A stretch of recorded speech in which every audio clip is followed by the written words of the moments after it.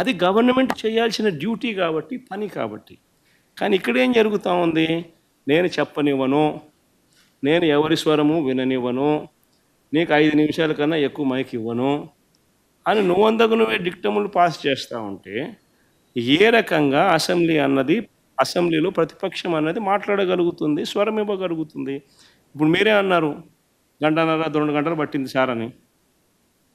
మరి గంటన్నర 2 గంటలు పడుతుంది. మరి ఇవన్నీ నేను మాట్లాడిన మాటల్లో ఏదైనా ఒకటన్నా వేస్ట్ మాట ఏమన్నా ఉందా?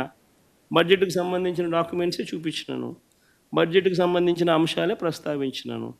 మరి టైం పడుతుంది. మరి ఇంక పట్టుకోకున్నట్లుంది చెప్పు. మరి వినాలా? అవతలోనికి మైక్ ఇస్తేనే కదా నువ్వు అవతలోడు చెప్పగలుగుతాడు.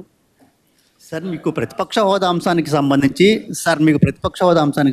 పవన్ కళ్యాణ్ గారు ఒక కామెంట్ చేశారు. వైఎస్ఆర్ కాంగ్రెస్ పార్టీకి వచ్చినటువంటి ఓట్ల శాతాన్ని, సీట్ల శాతాన్ని బట్టి చూస్తే జర్మనీలో అయితేనే వస్తుంది, ఇక్కడ రాదు, ఇక్కడ 5 ఏళ్ళు రావడం కష్టం అని ఒక విమర్శ చేశారు సార్.